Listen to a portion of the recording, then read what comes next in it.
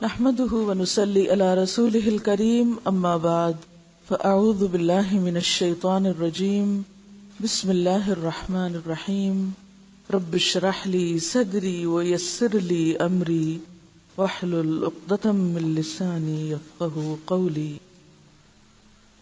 آج ہم صفحہ نمبر 83 یعنی 83 سے نمازی کے لباس کے بارے میں پڑھیں گے۔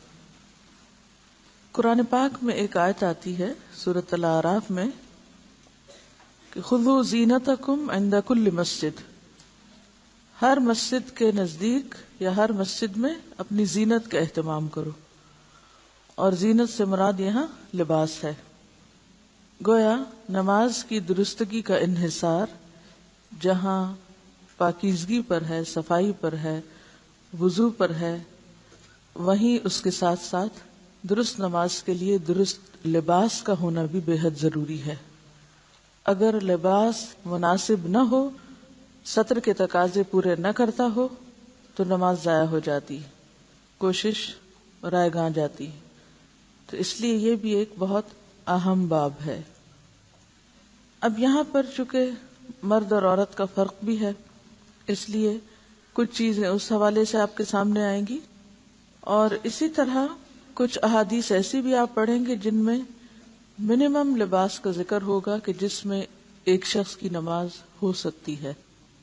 پہلی حدیث ہے، رسول اللہ صلی اللہ علیہ وسلم نے فرمایا، لا يصلي احدكم في الثوب الواحد ليس على عاتقيه شيء، کوئی شخص کپڑے میں اس طرح نماز نہ پڑھے کہ اس کے کندھے ننگے ہوں۔ تو اس سے کیا پتہ چلتا ہے کہ مردوں کے لیے بھی نماز میں ڈریس یا لباس ایسا ہونا چاہیے کہ جس سے ان کے کندھے ڈھکے ہوئے ہوں۔ الگ سے کندھے پہ ڈالنا اوڑھنی کی طرح لازم نہیں ہے، اگر کرتا بھی ہے تو اس سے بھی بات بن جائے گی۔ سر کے ڈھکنے کا ذکر نہیں آیا، کندھوں کے ذکر آیا۔ اسی لیے بعض لوگ جب احرام پہنتے ہیں اور ایک کندھا کھلا رکھتے ہیں تو وہ یہ سمجھتے کہ شاید ہر حال میں اسی طرح ہی ہمیں رہنا ہے، اور وہ نماز میں بھی پھر اس کو نہیں ڈھانکتے۔ تو خواہ کوئی احرام پہنے ہوئے ہو یا اس کے بغیر، تو نماز میں دونوں کندھوں کا ڈھکا ہوا ہونا ضروری ہے، کیونکہ یہاں لفظ آ رہا ہے عاتقیہ، دونوں کندھے۔ جہاں تک سر کا تعلق ہے تو سر ڈھانکنا مستحب ہے، پسندیدہ ہے، لیکن اگر کوئی مرد سر نہ ڈھانکے اور نماز پڑھ لے تو ایسا نہیں کہ وہ کوئی غلط کام کر رہا ہے یا اس کی نماز ہوگی نہیں، نماز ہو جاتی۔ سر کا ڈھانکنا شرائط میں سے نہیں ہے۔ حضرت عمر بن ابی سلمہ بیان کرتے ہیں کہ میں نے رسول اللہ صلی اللہ علیہ وسلم کو حضرت ام سلمہ رضی اللہ عنہا کے گھر میں ایک ہی کپڑے میں لپٹے ہوئے نماز پڑھتے دیکھا۔ عمر بن ابی سلمہ کون ہے؟ آپ کے کیا لگتے ہیں؟ ربیب ہیں، حضرت ام سلمہ کے بیٹے ہیں جو پچھلے شوہر یعنی ابو سلمہ سے تھے۔ تو وہ اپنی والدہ کے گھر حضور صلی اللہ علیہ وسلم کو، جو اس وقت آپ کی اہلیہ تھی، نماز پڑھتے ہوئے دیکھتے ہیں کہ ایک ہی کپڑا ہے اوپر سے نیچے تک، کہ آپ نے اس کی دونوں طرفیں اپنے کندھوں پر رکھی ہوئی تھی۔ صحابہ کرام نبی کریم صلی اللہ علیہ وسلم کے ساتھ نماز پڑھتے تھے، اور وہ اپنے تہبندوں کے چھوٹے ہونے کے سبب اپنی گردنوں پر باندھے ہوتے تھے، یعنی تہبند کا ایک حصہ اوپر سے بھی باندھ لیتے تھے۔ اور عورتوں سے کہہ دیا گیا تھا کہ جب تک مرد سیدھے ہو کر بیٹھ نہ جائیں اس وقت تک تم اپنے سر سجدے سے نہ اٹھانا، کیونکہ اس میں اہتمام تھا کہ کہیں جب وہ جھکے تو ان کی کوئی حصہ ایسا جو قابل سطر ہے وہ نظر نہ آئے۔ اب اس سے یہ بھی پتہ چلتا ہے کہ اس دور میں خواتین مسجد میں نماز پڑھتی تھی، اور اس طرح پڑھتی تھی کہ مردوں اور عورتوں کے بیچ میں کوئی دیوار یا کپڑا یا سطر یا چیز نہیں ہوتی تھی۔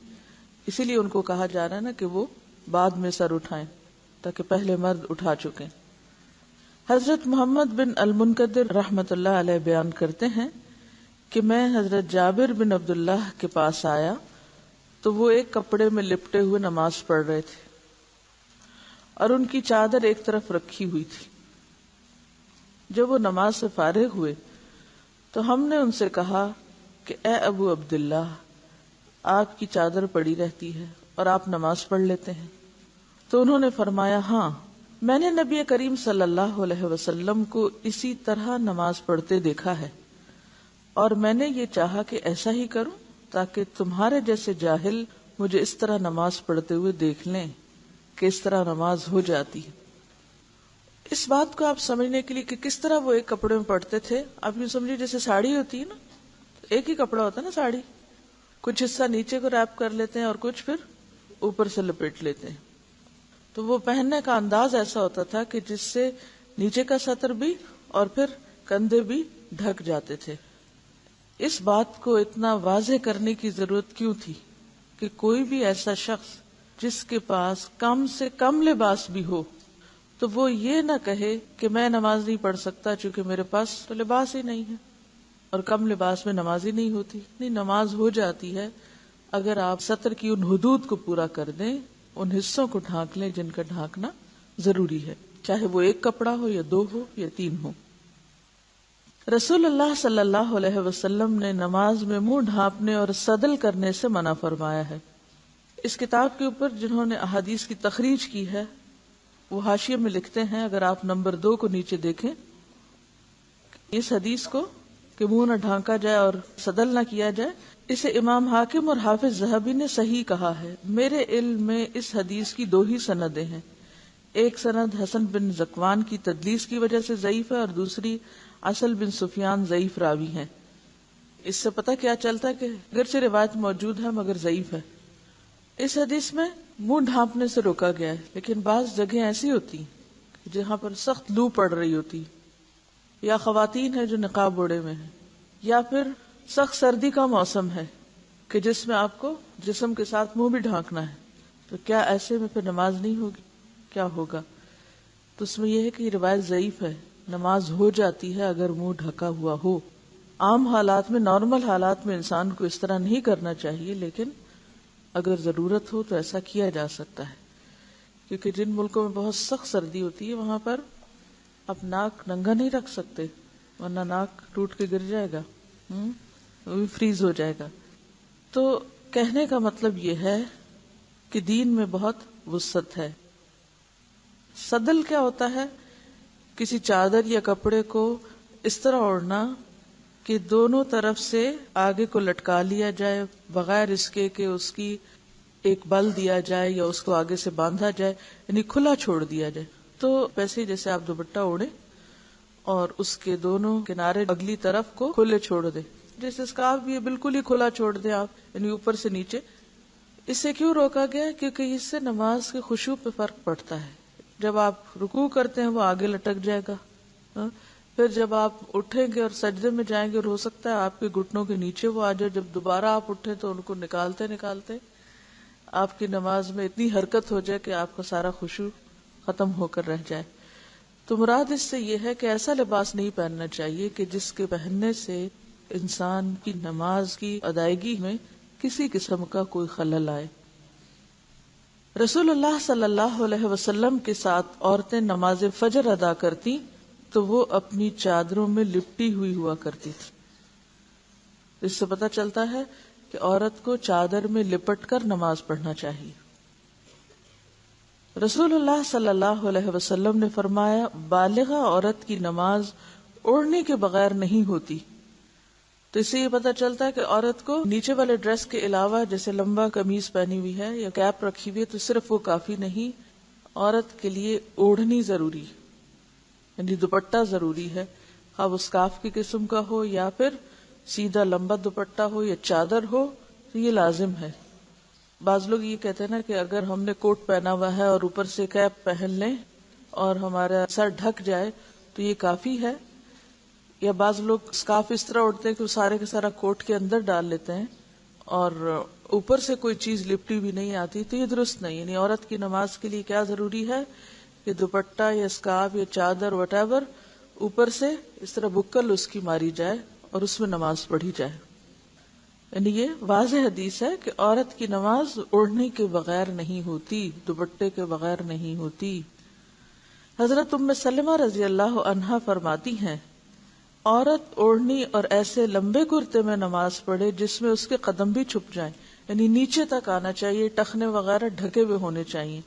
اگر آگے کے پنجے تھوڑے بہت کھل بھی جائیں تو کوئی بات نہیں، جس طرح ہاتھ ہے، لیکن پیچھے سے ایڑیوں تک کپڑا ہونا چاہیے. بعض خواتین نماز پڑھتی ہیں اور تنگ پائنچوں کی شلوار پہن لیتی ہے، جب وہ رکوع میں جاتی ہے تو وہ اتنے اونچے چڑھ جاتے ہیں کہ بعض اوقات پنڈلیاں بھی دکھائی دینے لگتی ہیں، تو اس سے نماز درست نہیں ہوتی.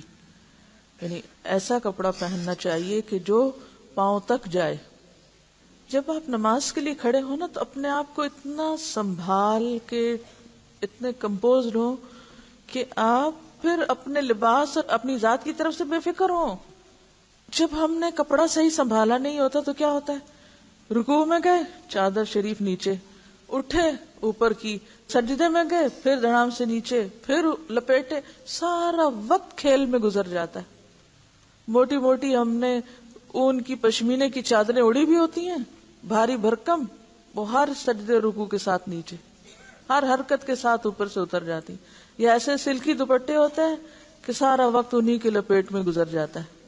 پھر اوڑھنی بھی ایسی نہ ہو، یعنی اتنا چھوٹا سا اسکارف کہ جو بمشکل آپ کی گردن اور کان ڈھانکے، اور باز لوگوں کی تو گردن بھی نہیں ڈھانکتا اسکارف. یعنی اس طرح اسکارف اوڑا ہوا ہوتا ہے کہ پورا سینہ کھلا ہوتا ہے. حالانکہ قرآن پاک میں واضح طور پر کیا ہے؟ وَلْيَضْرِبْنَ بِخُمُرِهِنَّ عَلَى جُيُوبِهِنَّ، کہ وہ اپنے خمار یا اپنے جو دوپٹے ہیں وہ اپنے سینے پہ ڈالیں. تو نماز میں جو دوپٹہ آپ ڈالیں گے اس سے آپ کا سینہ ڈھکا ہوا ہونا چاہیے. اور اسی طرح گردن، کان، یہ تمام چیزیں، لیکن ماتھا نہیں ڈھکا ہوا ہونا چاہیے کیونکہ سجدے کی جگہ خالی ہونی چاہیے. اگر ایک ماں بچے کو لے کے نکلتی ہے تو اس کا اتنا بھاری بیگ لے کے نکلتی ہے، ساتھ اس میں دودھ بھی، اس میں نیپیاں بھی، اس میں یہ بھی ہے اور وہ بھی ہے. تو اگر ہم کہیں سفر کو نکل رہے ہیں یا کسی فنکشن میں جا رہے ہیں اور بڑی مجبوری ہے کہ ہم بہت ہی بھاری بھرکم لباس میں ڈریس اپ ہوں، جو کہ ہے مجبوری نے ہم نے خود ہی بنا لی اپنے لیے، کیونکہ سب کچھ ہم نے خود ہی تجویز کیا ہوا ہے، تو پھر کم از کم اگر ہمیں پتہ نماز کا وقت آنے والا ہے تو ایک دوپٹہ لپیٹ کے اپنے بیگ میں ڈال لیں، یا ایک ایسی چیز کہ جس سے آپ اپنی نماز تو سکون سے پڑھیں. ویسے تو اگر آپ پوری طرح ڈریس اپ ہیں، حجاب میں ہیں، تو پھر میرا خیال ہے کہ نماز کے وقت میں بھی مشکل نہیں ہوتی. تو نماز کے لیے ایسے دوپٹے بنائیں یا ایسا لباس بنائیں کہ جس میں آپ کو لباس کی طرف سے بے فکری ہو جائے. بس ایک دفعہ پہنا، باندھا، خلاص، اب آپ پورے کے پورے نماز کی طرف. چاہیے تو یہ تھا کہ میں اس وقت آپ کو صرف ایک فقہی مسئلہ بتا کے نکل جاتی، لیکن اس سب کو میں نے خشوع سے کیوں ریلیٹ کیا ہے؟ کیونکہ بہت سے لوگ جب ان کو نماز میں لباس کی بات بتاتے ہیں تو فوراً اس پہ آ جاتے ہیں، اتنی بھی کیا سختی، اتنی بھی کیا پابندی، اتنی بھی کیا مجبوری. یہ عام باتیں ہوتی. نبی صلی اللہ علیہ وسلم نے فرمایا، اپنی ران کھولو، نہ کسی زندہ یا مردہ کی ران دیکھو، یعنی نہ تو خود ننگے ہو اور نہ کسی اور ننگے شخص کو دیکھو. یعنی اس میں پہلے نہ نہیں لگا ہوا، لیکن اس طرح کا جملہ جب لکھا جاتا ہے تو وہ بعد کا نہ پہلے پر بھی اثر انداز ہوتا ہے. مراد اس سے کیا ہے؟ یعنی نہ خود دوسروں کے سامنے ننگے ہو اور نہ ہی کسی اور ننگے کو، خواہ وہ زندہ ہو یا مردہ، اسے بھی نہ دیکھو. تو اس سے کیا پتا چلتا ہے کہ اگر آپ کسی مردہ کو بھی غسل دے رہے ہیں تو بالکل اس کو بے لباس کر کے غسل نہیں دیں گے، بلکہ اس کے اوپر ایک چادر ڈال کر اس کے نیچے سے اس کو واش کریں گے. رسول اللہ صلی اللہ علیہ وسلم کبھی نماز میں ننگے پاؤں کھڑے ہوتے اور کبھی آپ نے جوتا پہن رکھا ہوتا تھا. یعنی سفر میں ایسی جگہ پر کہ جہاں جوتا اتارنے کا موقع نہ ہوتا، یہ زمین گرم ہوتی، تو آپ جوتا پہن کر بھی نماز پڑھ لیتے تھے. اب مسجد میں بھی بعض اوقات ایسا ہوتا تھا. کیوں؟ اس لیے کہ مسجد کا صحن کچا تھا، کنکریاں بچھی ہوئی تھی، اور پھر جب سخت گرمی ہوتی تھی تو فرش بہت تپ جاتا تھا. لیکن یہ یاد رہے کہ بلا وجہ تو جوتا لے کے مسجد میں نہیں جانا چاہیے، کیونکہ ہمارے جوتوں کی ساخت ایسی کہ اس میں نجاست پھنس بھی جاتی ہے بعض اوقات، تو بہت کیئرفل ہونا چاہیے. اگر کبھی ایسی ضرورت پیش آ بھی جائے سفر میں یا کسی ایسے مقام پر کہ جہاں آپ جوتا نہیں اتار سکتے، جوتا چوری ہونے کا ڈر ہے، تو اس میں پھر انسان یہ ضرور میک شور کرے کہ جوتا پوری طرح صاف ہے. کہنے کا مطلب یہ ہے کہ جوتے کا اتارنا نماز میں فرض نہیں، لازم نہیں. اگر وہ صاف ہے تو اس کے ساتھ بھی نماز ہو سکتی. جیسے بچے وغیرہ اگر کھیلنے کے لیے جاگرز یا رنرز پہنتے ہیں اور وہ صاف ہیں اور کہیں بھی کھیلتے کھیلتے نماز کا وقت آتا ہے تو وہ وہیں پر ان سمیت بھی نماز پڑھ سکتے ہیں اگر وہ صاف اور پاک ہے. اس سے دین کی سہولت پتہ چلتی ہے. لیکن آج کل مسجدوں میں جیسے قالین بچھے ہوئے ہیں یا صفیں وغیرہ ہوتی ہیں، مصلی وغیرہ بچھا ہوتا ہے، چٹائیاں، تو اس پر اگر آپ باہر سڑک سے گندے جوتے لے کر چلے جائیں تو ساری مسجد گندی کر دیں گے آپ. تو وہاں تو لے جانے کی ضرورت ہی نہیں ہے. اس لیے ہمارے ہاں خاص طور پر اس چیز کو میک شور کرتے ہیں کہ جوتا نہ پہنا ہوا ہو، یہ جوتا لے کر کوئی اندر نہ آئے. سڑکیں بازار بھی تو اتنے گندے کر دیے نا ہم نے. لیکن اگر ایسی جگہ ہو کہ جہاں آپ کے لیے جوتا اتارنا ممکن ہی نہ ہو، مثلا آپ سفر میں یا موسم کی شدت ہے، سخت سردی ہے یا سخت گرمی ہے، تو آپ جوتے سمیت بھی نماز ادا کر سکتے ہیں. نبی صلی اللہ علیہ وسلم نے فرمایا جب تم نماز ادا کرو تو اپنا جوتا پہن لو یا اسے اتار کر اپنے قدموں کے درمیان رکھو. یہ بھی کتنی عمدہ نصیحت ہے. بعض لوگ جوتے اتار کے دوسروں کے منہ کے سامنے رکھ دیتے ہیں. اگر آپ کو کہیں مسجد میں یا حرم میں نماز پڑھنے کا اتفاق ہوا ہو تو بعض اوقات لوگ یا اپنے منہ کے آگے رکھ لیتے ہیں یا پھر اپنے پیچھے رکھ دیتے ہیں جو کسی اور کے منہ کے آگے آ رہا ہوتا ہے، یعنی اس کے سجدے کی جگہ پر. تو جس وقت آپ نماز میں کھڑے ہوں تو پھر کیا کریں؟ جوتے پہ جوتا رکھ کے اس کو لپیٹ کے 2 پاؤں کے بیچ میں رکھ لیں. یعنی کتنی اچھی تہذیب ہے جو آپ صلی اللہ علیہ وسلم نے سکھائی کہ اس میں نہ خود کو تکلیف ہوگی اور نہ ہی کسی اور کو. پھر اس کے بعد ایک اور روایت میں ہے، آپ نے فرمایا یہودیوں کی مخالفت کرو، وہ جوتے اور موزے پہن کر نماز ادا نہیں کرتے. یعنی ان کے ہاں سختی ہے اس بات کی کہ نہ وہ موزے پہن کے نماز پڑھتے ہیں اور نہ ہی جوتے پہن کے. نبی صلی اللہ علیہ وسلم نے فرمایا جب تم مسجد میں آؤ تو جوتوں کو اچھی طرح غور سے دیکھ لو، اگر ان میں نجاست نظر آئے تو ان کو زمین پر اچھی طرح رگڑو، پھر ان میں نماز ادا کرو.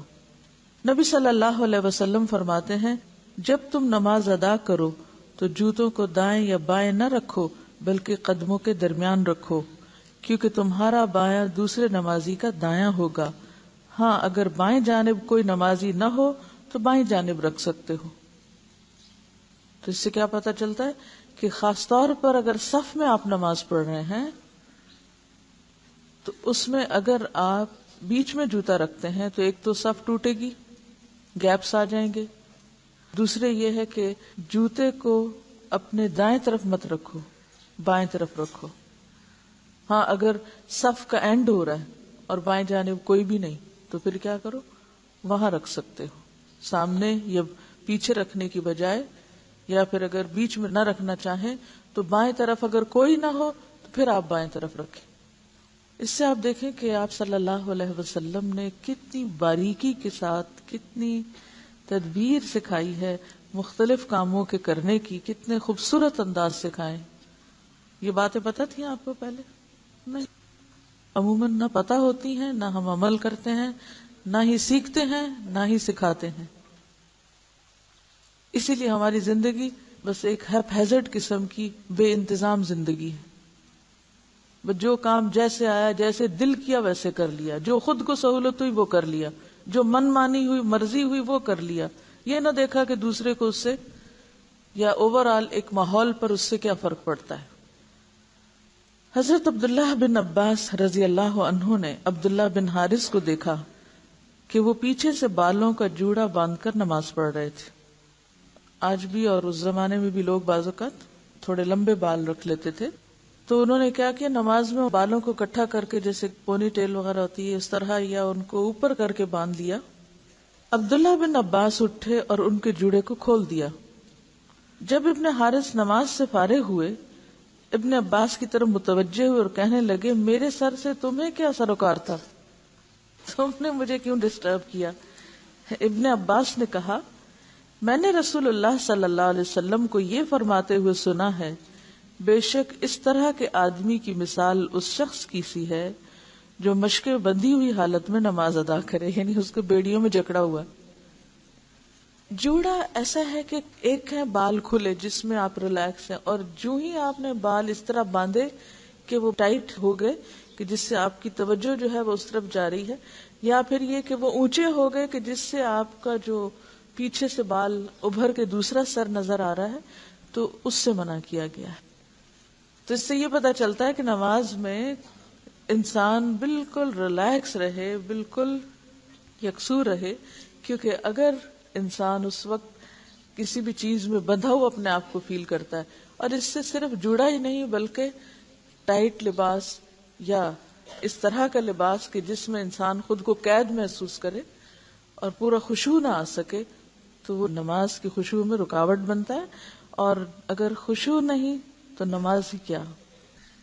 حضرت عائشہ رضی اللہ عنہا سے روایت ہے کہ رسول اللہ صلی اللہ علیہ وسلم نے ایک دھاری دار چادر میں نماز پڑھی، پھر فرمایا میری اس چادر کو ابو جہیم کے پاس لے جاؤ اور اس کی چادر میرے پاس لے آؤ۔ کیوں؟ اس لیے کہ اس چادر کی دھاریوں نے مجھے نماز میں خشوع سے غافل کر دیا ہے۔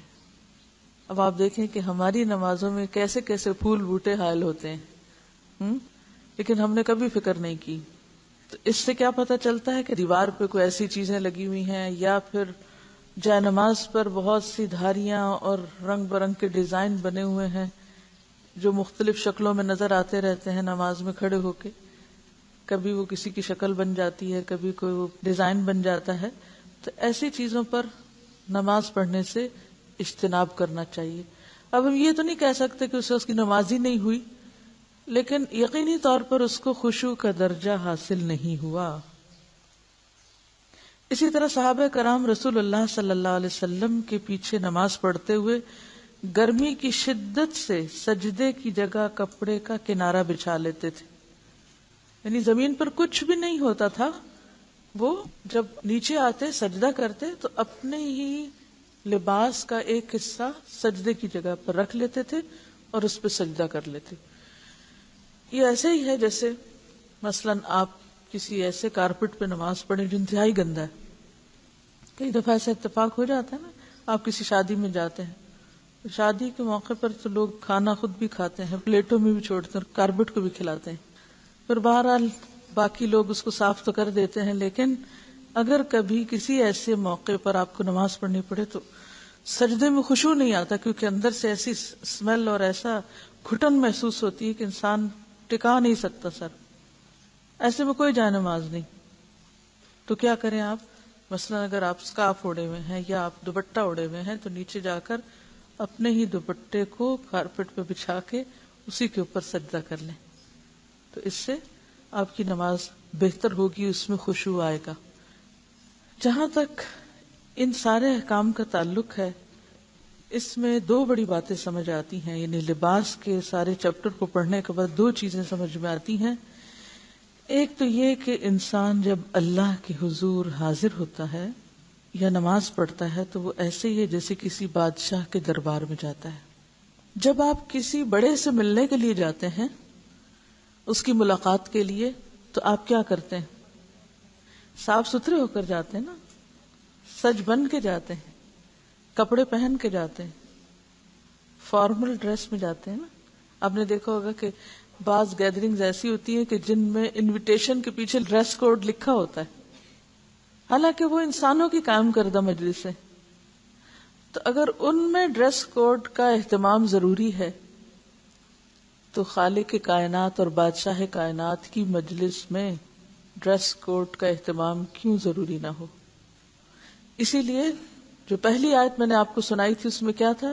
خذوا زینتکم عند کل مسجد، کہ نماز میں زینت کا اہتمام کرو، اور زینت سے مراد یہاں صاف ستھرا لباس ہے، ستر والا لباس ہے، کیونکہ لباس بہرحال انسان کی شخصیت پر اثر انداز ہوتا ہے، اس کے صرف ظاہر پر نہیں، اس کے باطن پر بھی اثر انداز ہوتا ہے۔ آپ جس طرح کا لباس پہنتے ہیں آپ کے دل کی کیفیت ویسی ہی ہو جاتی۔ کبھی محسوس کیا آپ؟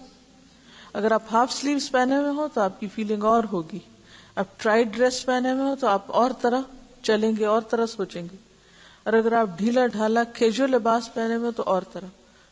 رات کو اگر آپ سونے کا لباس پہنے ہوئے تو آپ کی سوچ اور آپ کی کیفیت اور ہوگی، اور اگر آپ کہیں گھر سے باہر ہیں اور باحجاب ڈریس میں ہیں تو آپ کی فیلنگ ہی اور ہو جائے گی. تو یہ ایک مانی ہوئی بات ہے کہ انسان کے جسم کے اوپر جو کچھ ہے وہ صرف اوپر نہیں رہتا بلکہ اس کے اندر تک اثر انداز ہوتا ہے. تو نماز میں چونکہ خشوع شرط ہے، قد افلح المؤمنون الذین هم فی صلاتهم خاشعون، لہذا ہر وہ کام ہمیں کرنے کی ضرورت ہے جس سے نماز میں خشوع آئے، جس کے لیے نمبر 1 طہارت کی ضرورت ہوتی ہے، نجاست سے پاک ہونا ضروری ہوتا ہے. نمبر 2 باوضو ہونا ضروری ہوتا ہے. نمبر 3 پھر صحیح لباس میں ہونا ضروری ہوتا ہے. تو لباس کا ایک مقصد جہاں خالق کائنات کے سامنے زیب و زینت میں جانا ہے، اللہ کی ملاقات کے وقت ایک اچھی حالت میں ہونا ہے اور ایک فارمل ڈریس کوڈ کے ساتھ ہونا ہے.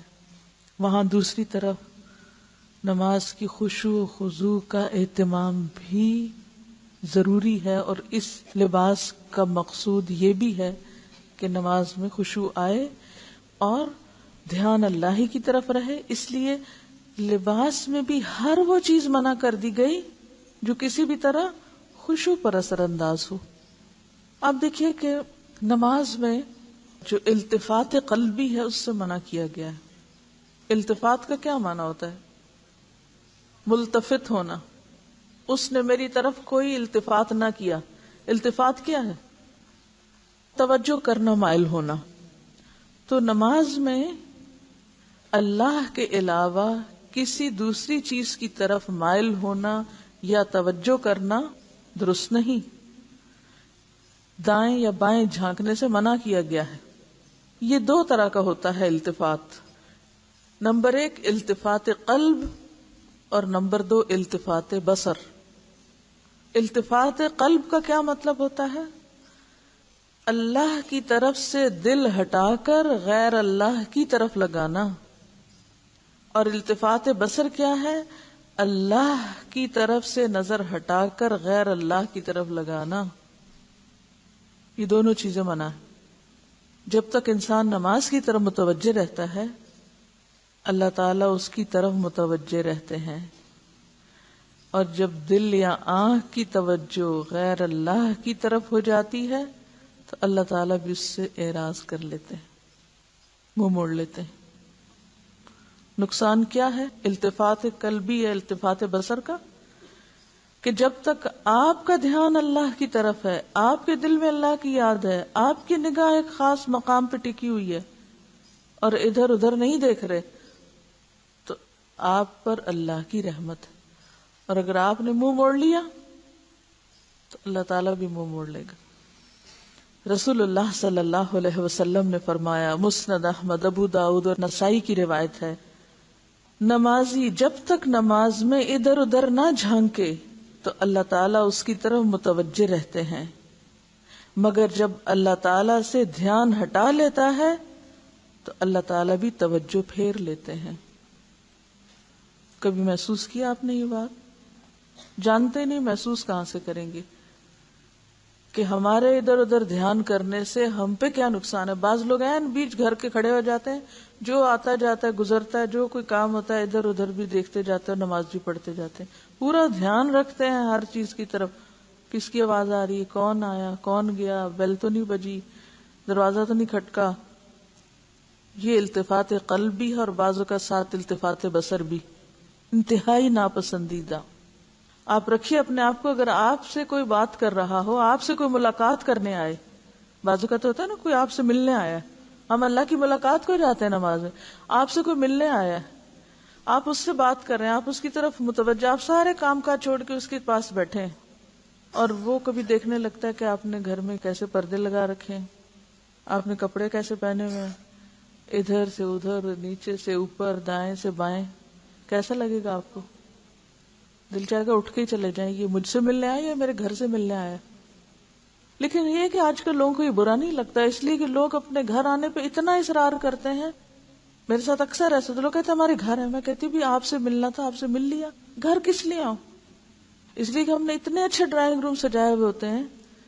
یعنی میں کسی کی نیت پہ شک نہیں کرتی، کوئی اور نیت بھی ہوگی، لیکن بعض اوقات یہ ہوتا ہے کہ اتنا کچھ ہم نے سجا رکھا ہوتا ہے کہ ہم اپریسیشن چاہتے ہیں، کوئی آئے اور وہ نمائش دیکھے. اچھا پھر اس کے لیے کیا کرتے ہیں؟ لا کے بٹھا کے چھوڑ کے چلے جاتے ہیں. آپ نظارہ کرو، اور کچھ نہیں تو یہ البم رکھے ہوئے، ان کو کھول کے دیکھو، ہمارے زیور دیکھو، جیولری دیکھو، کپڑے دیکھو. کیا زندگی ہو چکی، کن چیزوں میں الجھ گئے، کہاں اٹک گئے، کن چیزوں کو خدا بنا لیا، کن چیزوں کو پوج رہے ہیں. اصل چیز تو انسان ہے، اور انسان کی محبت اور انسان کی ملاقات تو کہیں بھی ہو سکتی. اس کے لیے ضروری نہیں ہوتا کہ کوئی آپ سے محبت کا اظہار جبھی کرے گا جب وہ آپ کے گھر آئے گا. تو اسی طرح اللہ سے جو ملاقات ہے نماز کی شکل میں، اس میں باقی سب چیزیں پیچھے چلی جائیں. نماز میں کھڑے ہونے کی جگہ، پوزیشن، لباس، ہر چیز ایسی ہونی چاہیے کہ جس سے خشوع میں مدد ملے. کیونکہ اگر آپ نے اللہ کی طرف توجہ نہ کی تو وہ بھی آپ سے توجہ پھیر لے گا. رسول اللہ صلی اللہ علیہ وسلم سے جب نماز میں دائیں بائیں جھانکنے کے متعلق دریافت کیا گیا تو آپ نے فرمایا شیطانی جھپٹ ہے. یہ کیا ہے؟ شیطانی جھپٹ ہے، جو کہ شیطان نمازی کی نماز سے جھپٹ مارتا ہے. ہم نماز پڑھ رہے تھے پوری توجہ سے، ادھر سے شیطان آ جاتا ہے اور ہمارا دھیان دل یا نگاہ سے ادھر ادھر کراتا ہے، تو وہ دراصل کیا کرتا ہے؟ جھپٹا مارتا ہے ہماری نماز میں سے، پوری نہ ہونے پائے، گویا وہ اپنا حصہ لیتا ہے اس میں سے. ایک حدیث میں آتا ہے یقول اللہ تعالی الی خیر منی، الی خیر منی، اللہ تعالیٰ فرماتے ہیں کیا مجھ سے بہتر کسی اور ہستی کی طرف جھانکتا ہے؟ کیا مجھ سے بھی اچھی کوئی چیز ہے؟ مجھ سے بہتر تجھے کچھ نظر آ گیا کہ ادھر دیکھتا ہے؟ آپ ذرا اس چیز کو محسوس کریں کہ جب ہم دھیان ہٹا کے کوئی اور ہی باتیں سوچنا شروع کر دیتے ہیں اور کوئی اور ہی چیزیں دیکھنے لگتے ہیں یا کہیں اور ہی کان لگا دیتے ہیں اور توجہ نماز میں تو کم ہوتی ہے اور ادھر ادھر بہت زیادہ ہوتی ہے، تو اللہ تعالیٰ کیا فرماتے ہیں؟ الی خیر منی، کدھر دیکھتے ہو؟ مجھ سے اچھی کوئی چیز مل گئی تم کو؟ حسان بن عطیہ کا قول ہے دو آدمی ایک ہی نماز میں کھڑے ہوتے ہیں لیکن ان دونوں کے درمیان زمین و آسمان کا فرق ہوتا ہے. ایک ہی نماز پڑھ رہے ہوتے ہیں دو لوگ، ایک ہی صف میں کھڑے ہوتے ہیں، لیکن دونوں کی نماز میں زمین اور آسمان کا فرق. کیسے؟ ایک کا خیال پورا اللہ کی طرف اور دوسرا بھی بظاہر ایسے ہی نظر آ رہا ہے کہ وہ بھی نماز ہی پڑھ رہا ہے، لیکن اس کے دل کا دھیان اور سوچیں اور خیالات معلوم نہیں کہاں کہاں سرگرداں ہیں. لہذا ایک وہ اوپر جا ملاقات کرتا ہے اپنے رب سے اور ایک وہیں بھٹکتا پھرتا ہے. نماز کی تو اصل حقیقت ہی یہی ہے کہ انسان اللہ سے ملاقات کرے، اللہ سے ملنے جائے، اور ایسی نماز انسان کے گناہوں کا کفارہ بنتی. اور ایسا ہی شخص جب نماز سے فارغ ہوتا ہے تو اس کے دل کا حال کیا ہوتا ہے؟ کیا حال ہوتا ہے جب آپ اچھی سے نماز پڑھ کے اٹھیں؟ ایسا لگتا ہے ایک بوجھ ہٹ گیا، خوش ہو کر آپ نکلتے ہیں اس سے، اگلی نماز کا انتظار کرتے ہیں کیونکہ آپ کو خوشی ملی نا، کیونکہ جس چیز کو آپ انجوائے کرتے ہیں اسے آپ بار بار کرنا چاہتے ہیں. لیکن چونکہ ایک نماز ہی ٹھیک نہیں پڑھتے لہٰذا اس میں مزہ نہیں آتا تو اگلی کہاں سے پڑھنے کو دل چاہے گا. تو وہ کیسی نماز ہوتی ہے جسے آنکھوں کی ٹھنڈک کہا جاتا ہے، جسے دل کا سکون کہا جاتا ہے، جو روح کی تسکین کا سبب بنتی ہے، جو دنیا میں ہی اس کو ایک جنت کا مزہ چکھا دیتی جیسے وہ جنت سے ہو کے آ رہا ہے. ایسی خوشی اس کے دل کو دیتی اور جسم بھی اور دل اور روح ہلکا پھلکا ہو جاتا ہے. جیسے کہ آپ صلی اللہ علیہ وسلم فرماتے ہیں کہ نصلی فنستریح بصلاتنا، ہم نماز پڑھیں کہ ہم نماز سے راحت پائیں، آرام پائیں. آپ کیا فرماتے تھے حضرت بلال کو؟ یا بلال اقم الصلاۃ ارحنا بہا، بلال نماز قائم کرو یعنی اذان دو تاکہ ہم نماز پڑھیں اور ہمارا دل اس سے خوش ہو جائے، ہمیں راحت پہنچے. یہ دنیا کی مصیبتوں نے ہمیں گھیرے میں ڈالا ہوا ہے، ہم ان سب سے نکل کر اپنے رب سے ملنے جائیں، ارحنا بہا، راحت پائیں. ایک اور جگہ پر آپ نے فرمایا جعلت قرۃ عینی فی الصلاۃ، میری آنکھوں کی ٹھنڈک کس میں رکھ دی گئی؟ نماز میں. اور جو شخص اچھی نماز پڑھتا ہے تو اس شخص کو ایک راحت اور سکون اور خوشی خود کو ملتی تو ہے، اس کے ساتھ نماز بھی اس کے لیے دعا کرتی ہے، اور جو شخص نماز کو بگاڑتا ہے نماز اس کے لیے بد دعا کرتی ہے۔ کہتے ہیں نا نماز نور ہے یا برہان ہے، تو بات یہ ہے کہ نماز اٹھتی ہے نا، جب نیک عمل اٹھتا ہے، جب آپ نماز پڑھتے ہیں تو وہ اوپر اٹھا لیا جاتا ہے، اور وہ اس حال میں اٹھتی ہے کہ وہ نمازی کو دعائیں دے رہی ہوتی ہے۔ کیا دعا دیتی ہے؟ حفظک اللہ کما حفظتنی، اللہ تیری حفاظت کرے جیسا کہ تو نے میری حفاظت کی، اللہ تیری حفاظت کرے۔ نماز کی دعا لیتا ہے انسان جیسے تو نے میری حفاظت کی، لیکن جو شخص نماز میں خشوع و خضوع نہیں کرتا تو وہ اس کو ضائع کر دیتا ہے، اور حدیث میں آتا ہے کہ وہ پرانے کپڑے کی طرح لپیٹ کر نمازی کے منہ پہ ماری جاتی ہے۔ وہ کہتی ہے ضیعک اللہ کما ضیعتنی، اللہ تجھے ضائع کرے، اللہ تجھے برباد کرے جیسے تو نے مجھے برباد کیا۔ رسول اللہ صلی اللہ علیہ وسلم نے فرمایا کوئی مومن پوری طرح وضو کر کے نماز کے لیے وقت پر اٹھ کر اسے ادا کرے، اسے بے وقت نہ کرے، نہ اس کے رکوع اور سجود اور باقی ارکان میں کسی قسم کا نقص آنے دے، تو وہ سفید اور نور سے چمکتی ہوئی اللہ عز و جل کی طرف اٹھائی جاتی ہے، جس کی روشنی سے مشرق و مغرب چمک اٹھتے ہیں، حتیٰ کہ چڑھتے چڑھتے اللہ تعالیٰ کے پاس پہنچ جاتی ہے۔ لیکن جو نماز کے لیے اٹھے، نہ پورا وضو کرے، نہ وقت پہ ادا کرے، چوروں کی طرح اس کے رکوع، سجدے اور دیگر ارکان کی چوری کرے، یعنی جلدی جلدی بس ٹوکرے مارے، تو سیاہ و کالی ہو جاتی ہے اور اس کے سر سے بھی اوپر نہیں جاتی، اسے بد دعا دیتی ہے کہ خدا تجھے اسی طرح ضائع اور برباد کرے جس طرح تو نے مجھے ضائع اور برباد کیا۔ اس لیے کس قدر ضروری ہے کہ ہم سارے کاموں میں سے سب سے پہلے اپنی نمازوں کی طرف توجہ فرمائیں، ان کی حفاظت کریں، اور یہ جتنے مسئلے مسائل بتائے جا رہے ہیں یہ اس لیے نہیں کہ یہ کہا جائے کہ اتنی بھی کیا ریجیڈیٹی کہ اگر دوپٹہ آگے پیچھے ہو گیا، اگر کپڑا باریک ہو گیا تو کیا فرق پڑتا ہے۔ نہیں، یہ سب کچھ نماز کی حفاظت کے لیے ہے، نماز کو صحیح معنوں میں ادا کرنے کے لیے ہے۔ وآخر دعوانا ان الحمد للہ رب العالمین، سبحانک اللہم وبحمدک، نشہد ان لا الہ الا انت، نستغفرک ونتوب الیک۔